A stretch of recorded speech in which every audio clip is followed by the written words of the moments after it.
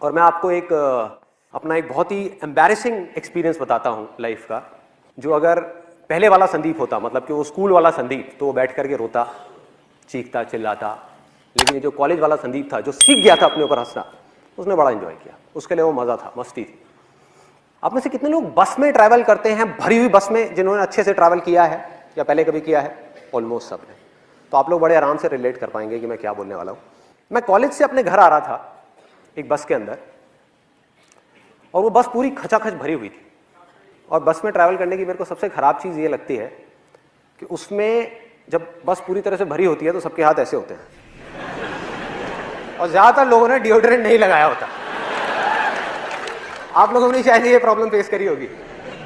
तो हुआ क्या कि मैं ऐसी बस में ट्रैवल कर रहा, बस पूरी भरी हुई, और मुझे एक बड़ी अच्छी खुशबू आई, मतलब कमाल के एक परफ्यूम की खुशबू।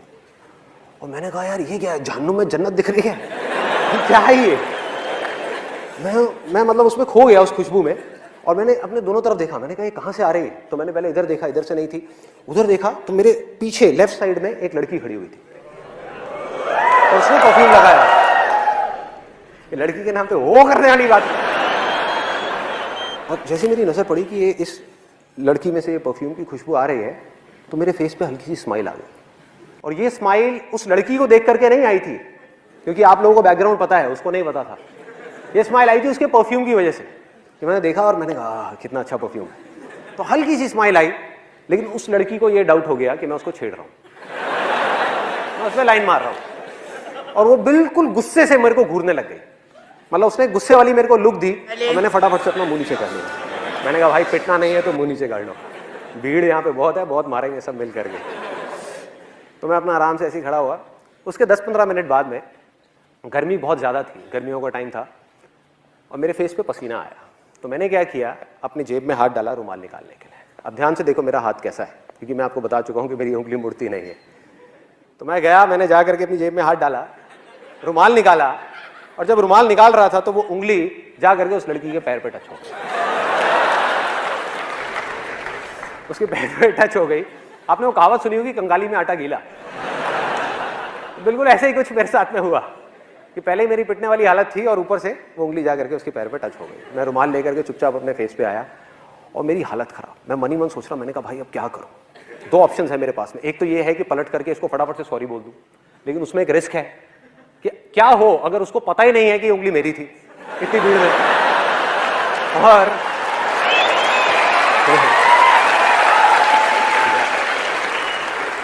और मैंने बोला तो जबरदस्ती पिटने वाला सीन क्रिएट हो जाएगा।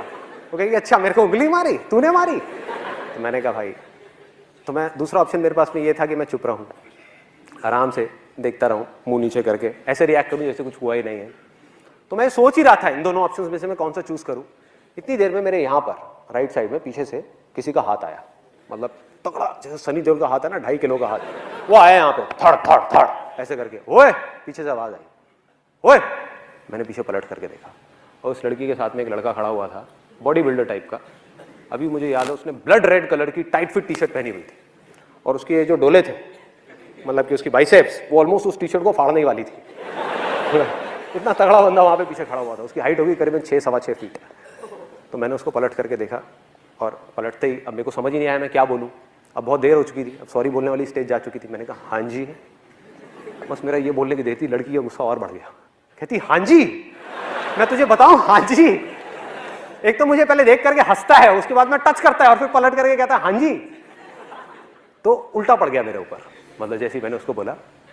फिर मैंने उसको समझाया, मैंने कहा जी I am very very sorry. अब मैं आपको किस तरीके से समझाऊं, आप देखो ये जो मेरी 2 उंगलियां हैं, आप देखो इन दोनों की शेप्स में आपको साफ फर्क पता लग जाएगा। मेरी जो उंगली है मुड़ती नहीं है, मैंने जानबूझ करके नहीं किया, गलती से हो गया है। तो उसके बाद में उस लड़के ने बड़ा कमाल का डायलॉग बोला, जो उसके साथ में था, मुझे नहीं पता वो उसका क्या था, बट उसने बड़ा सही डायलॉग बोला। कहता ओ हीरो। मैं कहा हाँ जी। और क्या बोलूं? कहा हाँ जी। कहता है मेरा हाथ दिख रहा है, ये भी अगर एक बार पढ़ना शुरू हो जाए ना तो रुकता नहीं है, जैसे तेरी उंगली मुड़ती नहीं है। तो मैंने कहा भाई आज तो तू गया, आज तो पिटाई होनी पक्की। फिर उसके बाद में मैंने जितनी मैं कोशिश करता चला जा रहा था उतनी ही गड़बड़ होती चली आ रही थी। और ऐसे में गड़बड़ क्या होती है कि यहाँ तक तो ठीक था, मतलब ये जो लड़का था और ये लड़की थी, इसको तो मैं फिर भी किसी तरह से हैंडल कर लेता, लेकिन ऐसे में क्या होता है जितनी भी भीड़ होती है वो सब लड़की की तरफ हो जाती है।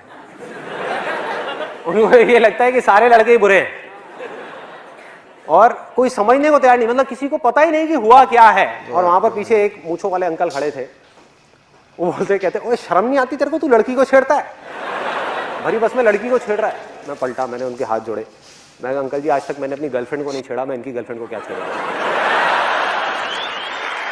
मतलब मैं समझाने की कोशिश कर रहा हूं, मैंने कहा एक बार देखो तो सही, देखो तो सही। कहते गंदे गंदे इशारे करता है, चल साइड हो चल। मतलब कोई भी अपनी वाइफ की फ्रस्ट्रेशन, अपनी जॉब की फ्रस्ट्रेशन आकर के मेरे पे निकाल रहे, आकर के ले ले धक्के धक्के देते देते।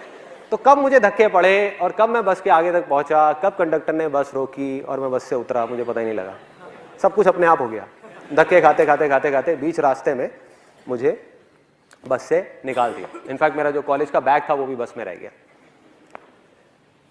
और मैं उतरा, और उतर करके अगर वो पहले वाला संदीप होता, वो स्कूल टाइम वाला, तो वो क्या करता, वो रोता, वो जा करके उस भगवान को बोलता, हे भगवान तूने मेरे साथ में क्या किया, मेरी तो कोई गलती भी नहीं थी, ऐसे पिट गया, ऐसे मेरे कपड़े फट गए, ऐसे ये सब हो गया।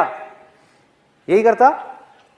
और दूसरी चीज क्या करता, इस एक्सपीरियंस को, ये जो हुआ मेरे साथ में, इसको एक भयानक सपना समझ करके भूलने की कोशिश करता, ये भूल जाओ। और मजे की बात पता है क्या है, आप जितना भी किसी चीज को भूलने की कोशिश करते हो वो चीज उतनी ही याद आती है। हुआ आप लोगों के साथ ऐसा? जितनी कोशिश करता वो अंदर ही अंदर मेरे रह जाता, मतलब बाहर नहीं आ पाता कभी भी। लेकिन ये था पहले वाला संदीप, मतलब कि वो स्कूल वाला संदीप जो अपने कॉलेज के फ्रेंड से नहीं मिला था, लेकिन वो मर चुका था। अब था ये कॉलेज वाला संदीप। मैंने क्या किया, वहाँ से उतरा, मैंने कहा यार बैग तो अंदर रह गया है, लेकिन दोबारा पिटने की मेरी हिम्मत नहीं थी। तो मैंने कहा दोबारा जाना तो बस के अंदर ठीक नहीं है। तो साइड में आया, वहाँ पर आ करके एक पानी की रेडी वाला खड़ा हुआ था, गर्मियों के अंदर वहाँ पे पानी की रेडी वाले खड़े होते हैं, उससे